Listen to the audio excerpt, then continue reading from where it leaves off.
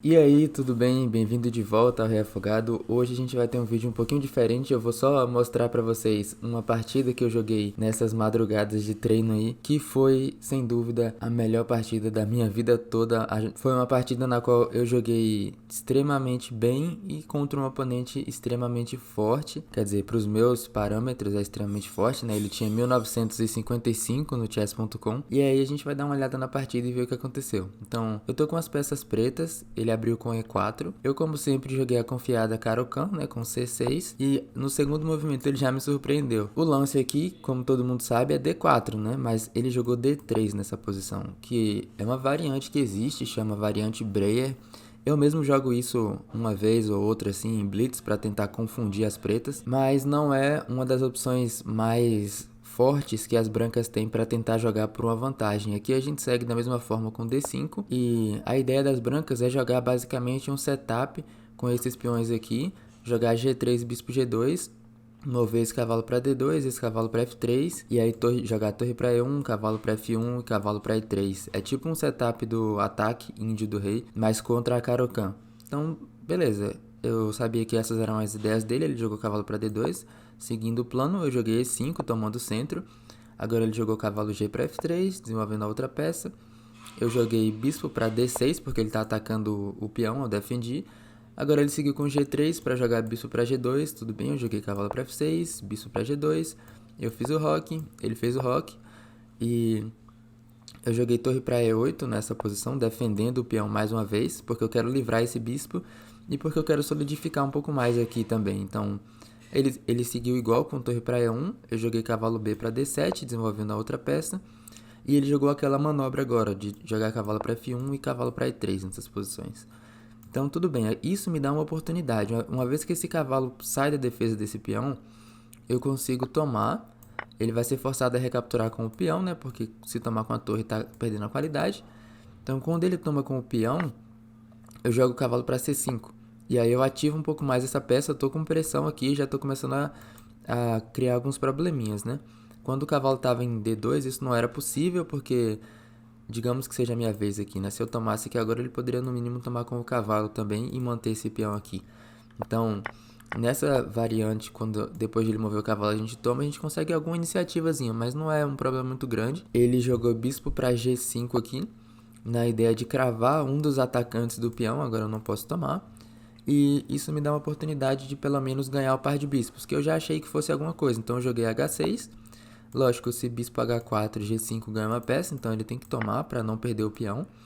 Quando eu tomo de volta com a dama, eu tenho um par de bispos e eu tenho um cavalo bem posicionado aqui em C5. Então eu já estou feliz com essa posição.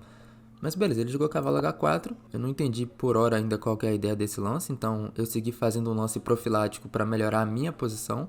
Porque, como eu falei, eu gosto desse cavalo em C5. Eu gostaria que ele permanecesse aqui. B4 pode ser um lance chato para expulsar o cavalo. Então eu joguei A5, controlando esse quadrado para que eu possa ficar com esse cavalo aqui. E agora ele mostrou a ideia dele. Ele jogou cavalo para E3 e ele tá com as ideias de pular para F5 aqui, né? Se eu tomar com o bispo, ele vai recapturar com outro cavalo e ele vai ficar com esse cavalo forte aqui. Então, para defender contra isso, eu joguei G6. Tudo até agora não é bastante lógico. Ele seguiu com dama para E2. Também não vejo muito bem o que esse lance faz. Talvez só tire a dama da coluna D, né, para preparar para trazer a torre. E o que me dá a oportunidade de fazer mais um lance profilático aqui para melhorar um pouquinho mais a minha posição. Uma das ideias, como eu falei, era cavalo F5. Outra ideia poderia ser cavalo C4, pulando para B6 em algumas posições.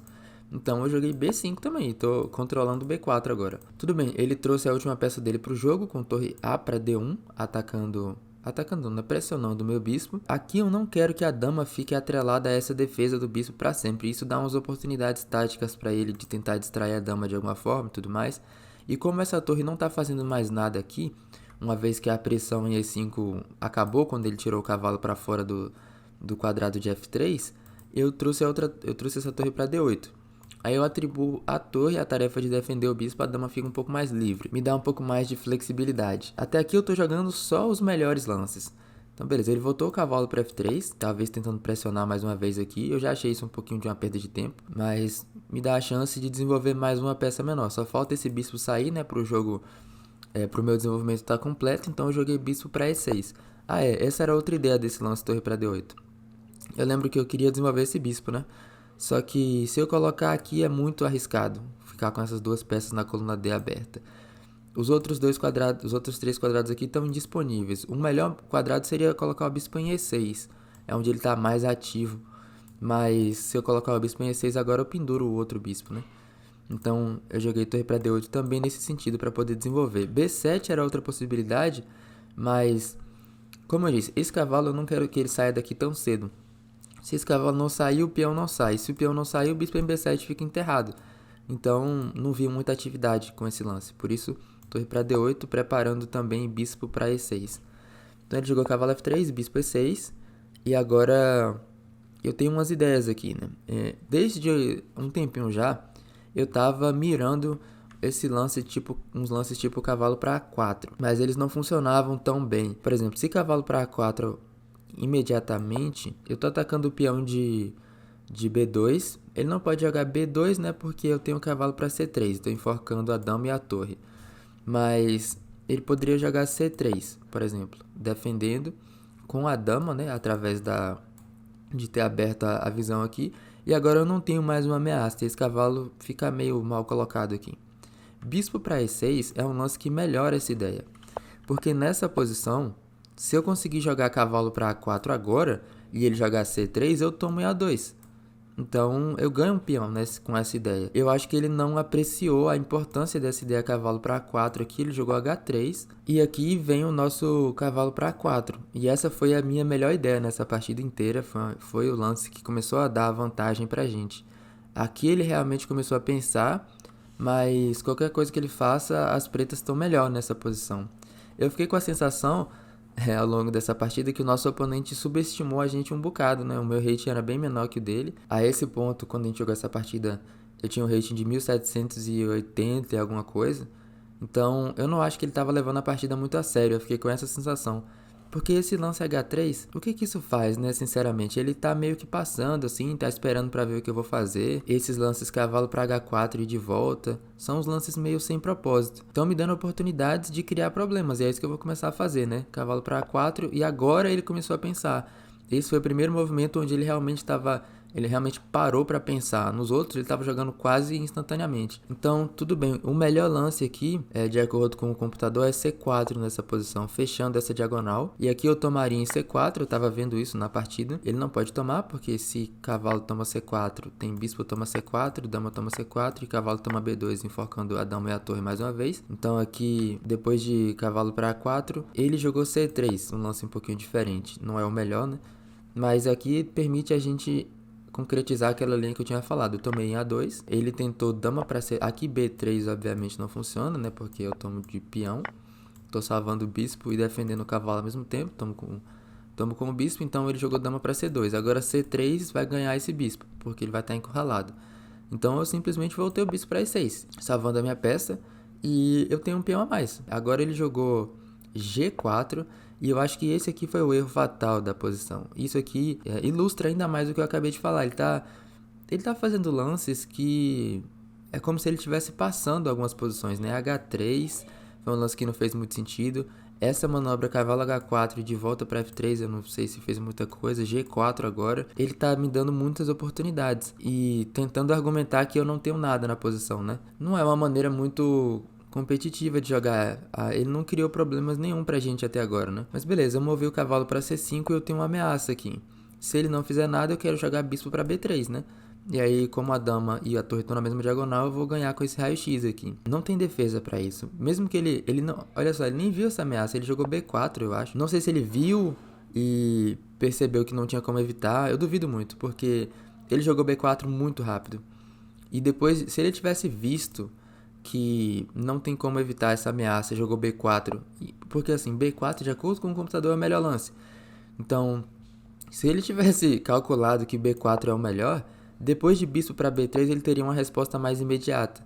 Ele demorou um pouco aqui pensando no que fazer, então eu acho que a ideia é que ele não viu esse lance. Mesmo se ele tivesse jogado um lance mais humano, tipo dama para E2, saindo da diagonal, agora ia vir bispo para B3 da mesma forma, estacionando o bispo à frente desses peões, né? E com o tempo nessa torre, digamos, torre para E2, daria para jogar cavalo para E6 E a ideia aqui é jogar cavalo para F4 batendo na dama. Digamos que ele jogue cavalo para C2 aqui para tentar fechar um pouco essa diagonal. Vem cavalo F4, dama F1, bispo para C5, oferecendo a troca das torres, em cujo caso eu teria o controle da coluna D. Se ele tomar, eu tomo com a torre e agora a coluna D é minha. E depois de cavalo para E3, por exemplo, aqui já dá para jogar esse truquezinho. Cavalo toma H3. Se ele tomar com o bispo, distrai a defesa.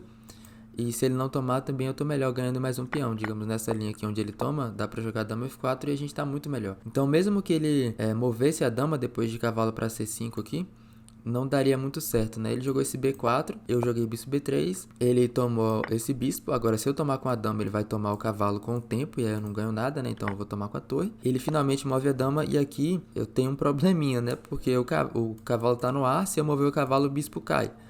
Mas tem uma solução. Olha só essa ideia. Primeiro a gente toma em B4 e quando ele tomar de volta, renovando a ameaça, tem bispo para A2, porque a torre aqui abriu. Eu salvo o bispo com o tempo, ele jogou dama para C2 agora. Agora sim eu salvei o cavalo, tô batendo na torre e no peão. E aqui eu já fiquei, nossa, a gente tá muito ganho nessa partida, agora é só converter e jogar rápido, tá? Esse ponto eu tinha pouco tempo, pensei bastante nesses movimentos, então eu tô jogando bem no instinto agora. Ele jogou torre pra 1, tá colocando pressão, né, nesse bispo, e o bispo tá cravado porque a torre de A8 tá em defesa, mas eu tenho esse cavalo B4, eu ataco a dama e defendo o bispo. Ele continua tentando com dama pra C5, tá atacando o cavalo. E se eu perder o cavalo, eu posso até perder o bispo depois também. Mas eu achei essa ideia. Cavalo D3 de volta. E ele voltou a dama para C2. Agora, se eu voltar para B4, a gente repete, que eu não quero. Então, eu preciso defender esse bispo com outra peça. Para não perder ele, né? Mas eu tenho como jogar dama para E6. Defendendo aqui ao longo da diagonal. E aqui, ele jogou bispo para F1. Tá ameaçando tomar o cavalo. Só tem um defensor. Então, eu movi o cavalo de novo, agora para F4, onde ele está mais defendido, longe desses truques com dama C5 e tal. Então o cavalo achei que estava um pouco mais seguro aqui. Agora ele jogou um truquezinho, o cavalo toma E5, se eu tomar com a dama eu distraio da defesa do bispo. Então ele ganha um peão muito temporário aqui, eu tomei, ele tomou o bispo, a gente trocou. E eu ganho de volta o peão de E4. Então agora a gente recupera a nossa vantagem material. A gente tem uma torre contra um bispo e 2 peões extras, que é bastante ganho aqui. Ele tentou dama para A8 cheque, eu joguei rei para G7. Agora dama para B8, tá atacando a torre. Eu joguei torre para D2, salvando a peça. Dama para C8. Aqui ele tá jogando bem rápido e eu também tô jogando bem rápido porque eu tenho pouco tempo. Ele tem muito tempo, então ele tá tentando me apertar, né? E eu tô tentando não ficar apertado e jogar instantaneamente. Eu joguei cavalo para E2 cheque nessa posição. Eu quero forçar a troca das peças aqui, simplificar a posição. Quanto menos coisas na posição, menos eu tenho que calcular e ver. E eu também consigo expor o rei dele um pouco mais. Ele tomou em E2, torre toma E2. Dama para D8 agora. Aqui ele já não tem uma ameaça, né? O que me dá um tempo para criar problemas. Eu comecei torre para E1 cheque. Ele jogou cavalo para F1. Se jogar rei para G2 nessa posição... Se jogar rei para H2 nessa posição, vem dama para H1, rei para G3, torre para G1, forçando o rei a fugir, né, ir pro aberto. Se jogar rei para H4, vai perder mais rápido depois de G5. Então, o melhor seria jogar rei para F4, onde ele tem mais espaço para fugir. Mas aqui a linha poderia seguir G5, rei E5, dama para H2 cheque, rei D4 e dama toma F2. Agora ele tem um cheque, mas isso não é nada assustador. Rei para H7, se ele tentar dama D7, o peão está defendido. Então aqui é só uma questão de continuar atacando o rei, dama para F4, esse tipo de lance, e o preto está totalmente ganho. Ele preferiu, depois de torre para E1, jogar esse cavalo para F1, mas agora eu vou atacar esse cavalo mais uma vez e ele não vai ter como defender. Tem umas maneiras diferentes, tem tipo dama para C1 atacando mais uma, dama para B1 atacando mais uma vez, tem dama para E2, tem dama para C4. Eu escolhi dama para C4. Eu pensei que em dama para E2 ele tinha esse dama D4 e ele poderia tentar um perpétuo aqui, né? Mas não tem perpétuo porque é só jogar rei para H7 e aí os problemas acabam. Mas eu não vi isso, eu tava tentando manter o controle de D4, porque como eu falei, eu tô jogando muito rápido, eu vi essa ideia, dama D4, rei G8 e dama D8 fazendo o zigue-zague do perpétuo, né? Eu falei, não quero permitir isso. Fiquei controlando esse quadrado, então ele jogou dama para A5, atacando a torre. Quando eu vi que ele atacou a torre, eu movi instantaneamente a torre. Como eu falei, eu tô jogando muito rápido aqui. Se eu tivesse tomado com a dama, era mate muito mais rápido, né? Porque depois de rei para H2, dama para G1 já é mate. Mas como eu falei, eu não tô pensando aqui, eu tô só no instinto. Quando eu vi que ele bateu na torre, eu tomei com a torre. Também é ganho. Rei para G2 foi o que ele jogou nessa posição.